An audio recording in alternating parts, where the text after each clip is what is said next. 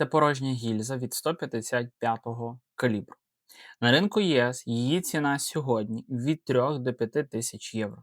Але для українського бюджету вона часто коштує 8, а то й 10 тисяч.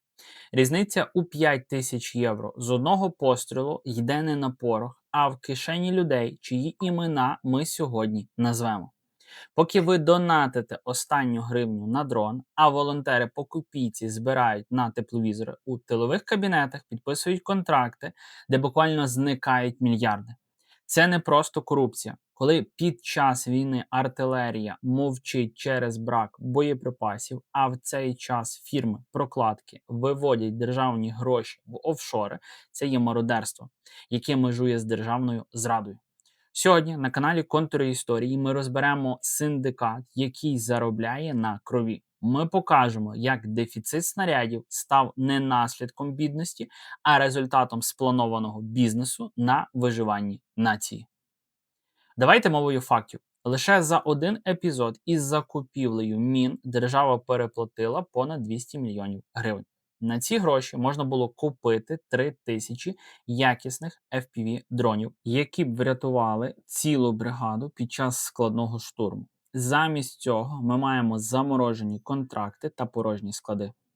Зараз ви бачите на екрані схему Львівського арсеналу. 1,5 мільярда гривень пішли за кордон ще восени 22-го. Але жодної міни не приїхало на фронт і досі. Гроші просто розчинилися в ланцюжку між Україною, Словаччиною та Хорватією. Хто ставив підпис?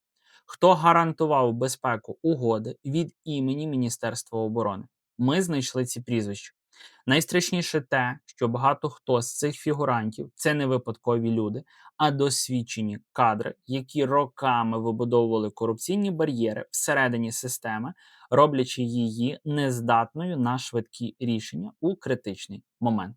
Ви запитаєте, чому це досі можливо на 4-му році повномасштабного вторгнення? Відповідь у системі, яку не міняли буквально десятиліттями. Ті самі схематозники, що списували ракети в 90-х роках, про що ми детально говорили у відео про 575 ракет. До речі, якщо ви ще даного відео не бачили, воно у вас зараз є на екрані, обов'язково перегляньте після цього відео. Сьогодні просто змінили назви своїх ТОВ. Вони знають, як обходити Прозоро і як використовувати Прозоро маркет для штучного завищення цін. Але корінь проблеми ще буквально глибший. Поки ми шукаємо зброю по всьому світу, внутрішній виробник часто отримує не замовлення, а перевірки та кримінальні справи. Це штучно створений вакуум, який заповнюють, так би мовити, свої імпортери. У цьому розслідуванні ми пройдемо шляхом кожної вкраденої гривні від кабінетів на повітрофлотському проєкті до віл на Лазуровому узбережжі. Ми покажемо, як саботується власне виробництво снарядів в Україні, щоб продовжувати купувати їх у посередників з націнкою у 300%. Додивіться це відео до кінця, бо у фіналі ми покажемо зв'язок між цими бізнесменами та російськими спецслужбами. Це не теорія змови, це математика зради. Ми починаємо. Підписуйтесь на канал Контури історії, щоб не пропустити нові випуски. Щоб зрозуміти, чому сьогодні наші гармати змушені голодувати, треба повернутися в часи, коли українські арсенали буквально злітали в повітря. Пам'ятаєте серію вибухів? Сватове, Балаклія, Калинівка, Ічня. За кілька років Україна втратила понад 210 тисяч тонн боєприпасів. Для порівняння це більше, ніж ми використали за перші 1,5 року повномасштабної війни. Тоді нам казали про якісь диверсії та російські безпілотники. Але матеріали кримінальних справ, які дивним чином гальмувалися роками, свідчать зовсім про інше. Вибухи відбувалися саме тоді, коли на складах мали розпочатися масштабні ревізії. Це був ідеальний спосіб приховати багаторічне розкрадання та продаж дефіцитних снарядів на чорні ринки Африки та Близького Сходу. Ті, хто підпалював гніт у 2017 році, сьогодні сидять у наглядових радах або консультують оборонні підприємства. Розслідувати такі теми – це завжди йти проти течії. Ви знаєте, що на каналі «Контури історії» немає і не буде замовлених сюжетів чи схвалених зверху тез. Ми називаємо прізвища, які бояться навіть гуглити. І така незалежність можлива лише завдяки вам. Поки фігуранти наших розслідувань витрачають мільйони на чистку своєї репутації в медіа, ваша підтримка дозволяє нам купувати доступ до закритих ресурсів, працювати з архівами та знаходити докази, які намагалися знищити. Якщо ви вважаєте, що ця робота важлива для країни, підтримайте канал гривнею за посиланням в описі та закріпленому коментарі. Також всі актуальні реквізити, QR-коди зараз є у вас так само на екрані. Навіть ціна одного кавового зернятка від кожного з вас – це броня для нашої інформаційної зброї.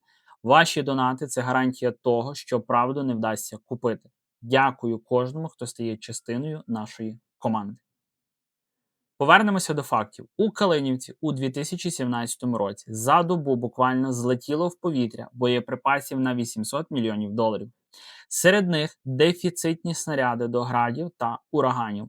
Офіційне слідство тоді швидко знайшло винних серед рядових військових, але ігнорувало звіти про те, що системи пожежогасіння були навмисно вимкнені за 2 дні до даного інциденту. Ми порівняли списки фірм, які займалися, так би мовити, утилізацією та охороною цих об'єктів тоді з тими, хто сьогодні отримує мільярдні контракти на закупівлю снарядів за кордоном. Прізвища збігаються на 70%. Ті самі люди, які допустили або організували знищення нашого власного арсеналу, сьогодні виступають головними посередниками у купівлі імпортного мотлуху. Це ідеальна схема спочатку знищити своє, щоб потім заробляти на комісії з чужого. Зверніть увагу на цей документ. Графіка зараз у вас є на екрані. Це звіт однієї з комісій Верховної Ради України, який, так би мовити, загубився в архівах. На ньому прямо вказано, що на момент вибухів у Балаклії реальна кількість снарядів на складах була значно меншою за документальну. Вибух просто, так би мовити, списав недостачу. Сьогодні ж ці менеджери використовують війну як ширму. Вони кажуть, не час для критики. Ми купуємо будь-яку зброю за будь-яку ціну. Але під цією ціною прихована 300% накрутка, яка осідає на рахунках фірм фантомів у Панамі та на Кіпрі. Ми відстежили один такий платіж, він привів нас до людини, яка була правою рукою одного з міністрів оборони часів Януковича, але дивним чином залишилася в обіймі і після 2014 року, і після 2022 року. Як таке взагалі можливо? Відповідь у наступному блоці, де ми розберемо анатомію конкретної схеми, як 1,5 мільярда гривень перетворилися на 0 снарядів. Тепер дивіться уважно на екран. Перед вами класична схема, за якою у держави вкрали не просто гроші, а час і безпеку. Це починається з контракту на так званий критичний імпорт. Міністерство оборони укладає угоду з українською компанією. На папері все законно. Компанія обіцяє поставити 1000 снарядів протягом місяця. Держава робить 100% предоплату, сотні мільйонів, а іноді мільярди гривень. Але замість того, щоб замовити зброю безпосередньо у заводу виробника в Польщі чи, допустимо, в Болгарії, гроші миттєво летять на рахунок фірми-посередника, наприклад, у Словаччині. Звідти на ще одну прокладку в Хорватії. І нарешті на чеську фірму, яка взагалі не має ліцензії на торгівлю зброєю. Гроші просто розмиваються, і в результаті ні снарядів, ні грошей, ні, звичайно, що винних. Це не помилка менеджменту, це математично вивірена диверсія. Давайте розберемо найгучніший приклад справу Львівського арсеналу. 1,5 мільярда гривень на мінометні постріли. Гроші пішли в жовтні 2022 року, коли буквально кожен снаряд був на вагу золота. Що ми маємо в результаті? Жодної міни на фронті. А де поділись ці гроші? Частина з них просто застрягла на закордонних рахунках, а частина почала дивним чином повертатися в Україну, але вже на приватні рахунки людей, пов'язаних з керівництвом департаменту закупівель. Ми відстежили шлях одного з таких траншів. Виявляється, посередник у цій схемі це компанія, яка раніше займалася виставковою діяльністю та консультаціями. Жодного досвіду зі зброєю. Чому міністерство довірило їм мільярди? Бо головне завдання схеми було не привезти міни, а вивести капітал за кордон. Поки триває хаос першого року Великої війни і поки СБУ проводить обшуки лише через рік після факту зникнення грошей, організатори вже встигли переписати все майно на підставних осіб. Ви запитаєте, де була ДБР, де була внутрішня безпека? І ось тут ми підходимо буквально до найцікавішого. Кожен такий великий контракт проходить перевірку на рівні банківського моніторингу та спецслужб. Але в цих випадках червоні прапорці чомусь не спрацювали. Ми знайшли підтвердження, що для певних фірм прокладок створювався так званий зелений коридор. На екрані ви зараз бачите документ, це внутрішня переписка, де чітко вказано, що затримка поставок є об'єктивною через бюрократію в ЄС. Хоча насправді європейські заводи навіть не отримували замовлення від цих посередників. Це штучне затягування часу, щоб глядачі та військові звикли до дефіциту, а переплату в 300% сприймали як ціну війни. У наступному блоці ми розберемо, як ці самі схеми блокують українські заводи, які могли б виробляти такі ж снаряди буквально вдвічі дешевше. Це економічне вбивство оборонного комплексу буквально зсередини.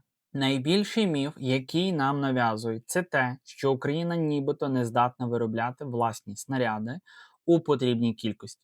Насправді, правда куди гірша. Поки ми ганяємося за дорогим імпортом, українські оборонні заводи буквально місяцями чекають на підписи в Міністерстві оборони. Ви запитаєте, навіщо саботувати своє? Математика є простою. На українському снаряді важко заробити відкат. Тут є чітка калькуляція собівартості, контроль Держаудитслужби та прозорі податки. Інша справа – імпорт через посередника. Там ціна малюється на коліні в кабінеті десь у Варшаві чи Празі. Тому замість того, щоб інвестувати в наші лінії виробництва, чиновники обирають шлях найменшого опору для себе і найбільшого збитку для бюджету. Ми поспілкувалися на умовах анонімності із керівником одного з приватних підприємств, яке виготовляє компоненти до боєприпасів. Його слова шокують. Замість замовлень він отримує нескінченні перевірки та вимоги змінити технологію на ту, яку постачають потрібні люди. Подивіться на цей графік. Тут порівняння часу, який витрачає держава на укладання контракту з іноземним посередником і з вітчизняним виробником. Іноземець отримує гроші за лічені дні. Свій завод може чекати півроку лише на допуск до експлуатації. Це штучні бар'єри. Наприклад, вимога надати сертифікат на метал, який виробляється лише на заводі, що зараз є в окупації. Хоча є аналогічна європейська сталь. Але чиновнику потрібен саме той неможливий папірець, щоб заблокувати підписання. Цей бюрократичний зашморг призводить до того, що українські конструктори та інженери, які могли б завалити фронт дешевим та ефективним озброєнням, зокрема мінами, змушені релокувати на виробництво в Польщу чи, допустимо, Чехію. І ось тут парадокс. Ми купуємо у цих же українців їхню ж власну продукцію, але вже через чеських посередників із націнкою у 300%. Це не просто безгосподарність, це системне знищення оборонно-промислового комплексу під час війни. Кожен день такого зволікання – це тисячі снарядів, які не вилетіли в бік ворога.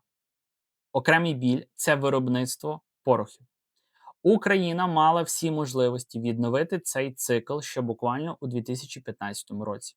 Проте буквально щоразу проєкти заморожувалися. Ми знайшли цікавий зв'язок. Щоразу, як з'являвся інвестор, готовий вкласти кошти в український пороховий завод, раптом з'являлися активісти або судові позови щодо землі чи екології.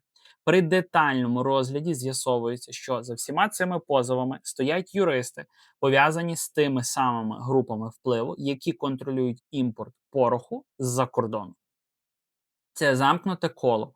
Ми не виробляємо, бо немає технологій. А технологій немає, бо будь-які спроби їх впровадити блокуються на рівні середньої ланки міністерства.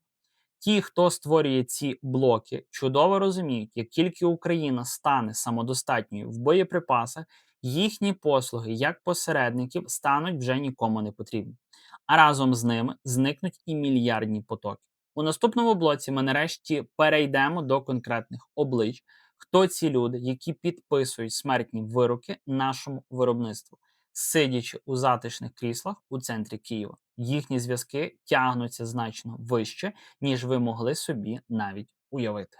Ми підійшли до головного питання: хто ці люди? Корупція не має абстрактного обличчя. У неї є конкретні імена, прізвища та підписи під контрактами. Довгий час головним відповідальним за закупівлі в Міністерстві оборони був Олександр Лієв.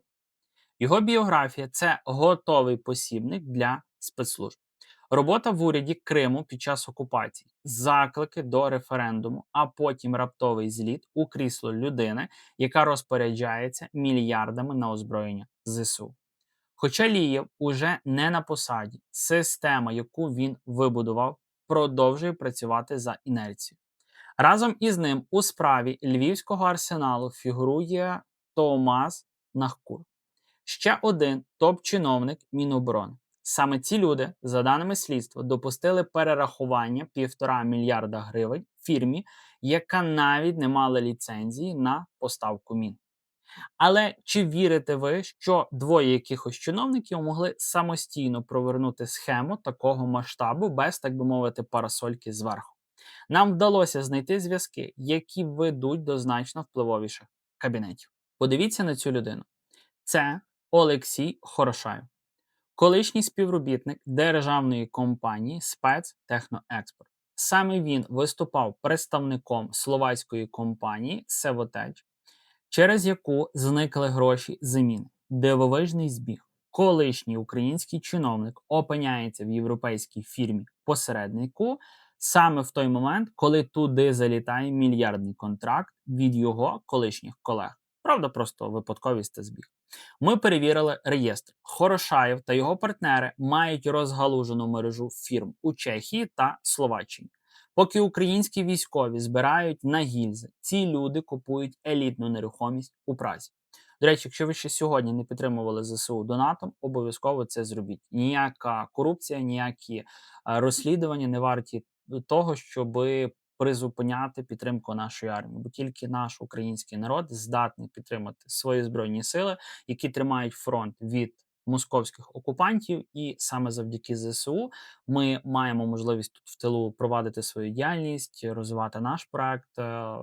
Хто має бажання, має можливість після донату на ЗСУ, залишились кошти, можете так само підтримати мене як автора, можете підтримати наш канал, але в першу чергу найголовніше і буквально найважливіше – це є, власне, наші хлопці на фронті.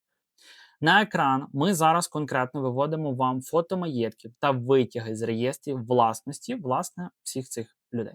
Це не просто успішний бізнес, це вивезені з бюджету гроші, які мали стати снарядами під Авдіївкою чи Бахмутом. Чому вони досі на волі і чому європейські правоохоронці почали діяти швидше за наших? Бо в Україні ці люди мали потужне лобі в політичних колах, яке роками гасило будь-які спроби розслідувань. А тепер найстрашніше. Аналізуючи біографії посередників, ми натрапили на факти, які важко списати на звичайну жадібність. Деякі з цих бенефіціарів фірм-прокладок мають давні бізнес-зв'язки з російським ВПК. Наприклад, один із власників чеської фірми, де, так би мовити, застрягла частина коштів, раніше володів спільним бізнесом з родичами російських генералів. Це створює ідеальну картину диверсії. Ви не просто крадете гроші, ви блокуєте поставку життєво необхідної зброї. Для Кремля це значно ефективніше, ніж ракетний удар по складу. Ракету можна збити, а свого чиновника, який заблокує закупівлю на півроку, збити значно важче. Ми бачимо системну роботу з саботажу, власного виробництва та підриву міжнародних контрактів. Ті, хто бере відкати з цих грошей, стають не просто корупціонерами. Вони стають гачками, за які їх тримає ФСБ. У заключному блоці ми підіб'ємо підсумки, що ж має статися, аби ці схеми нарешті припинили своє існування, і яка роль кожного з нас буквально у цьому всьому процесі. Ми часто чуємо фразу «корупція вбиває», але в оборонному секторі це не є метафорою. Кожна вкрадена гривня, кожен заблокований контракт на снаряди – це цілком конкретна втрачена позиція на нашому фронті. Це життя солдата, який не отримав вогневої підтримки, бо хтось у Києві вирішив, що новий Мерседес важливіший за артилерійський залп. Сьогодні ми бачимо, як система намагається самоочиститися під тиском суспільства та західних партнерів. Звільнення, обшуки, гучні заголовки – це все дуже і дуже добре. Але чи достатньо цього? Поки фігуранти виходять під заставу, яка у десятки разів менша за вкрадені суми, вони продовжують сміятися нам всім в обличчя. Справжнє очищення почнеться не з обшуків, а з реальних вироків і повної конфіскації майна не лише у чиновників, а й у всієї мережі їхніх підставних осіб по всьому світу. Що можемо зробити ми з вами? Багато хто думає, що один голос або один перегляд нічого не вирішує, але це є дуже фатальна помилка. Саме публічність є головним ворогом мародерів. Вони обожнюють тишу. Вони розраховують на те, що ви втомитеся від поганих новин і перемкнете канал. Але поки відео про їхні схеми набирають мільйони переглядів, коли про ці факти починають говорити на міжнародному рівні, система змушена якимось чином на це все, власне кажучи, реагувати. Ваша активність у коментарях, ваші поширення – це те, що не дає цим справам заглохнути в, власне кажучи, наших судах. Напишіть зараз, як ви вважаєте, яке покарання має бути для тих, хто краде у ЗСУ під час війни? Чи вірите ви, що створення спеціальної військової юстиції змінить цю всю ситуацію? Ваші відповіді допомагають просувати дане відео, а отже робити правду гучнішою. Ми маємо вимагати не просто замін одних облич на інші, а повної прозорості оборонних закупівель там, де це не шкодить державній таємниці. Війна – це іспит для всієї нації. І поки одні складають його в окопах під вогнем, інші намагаються нажитися на спільній біді. Але історія нещадна до мародерів. Рано чи пізно кожен підпис під злочинним контрактом стане доказом у трибуналі. На каналі Контури Історії ми продовжимо стежити за долею кожного фігуранта, про якого сьогодні ми згадали. Ми не дамо їм сховатися за патріотичними гаслами чи фальшивими звітами. Дякую кожному, хто додивився до цього моменту.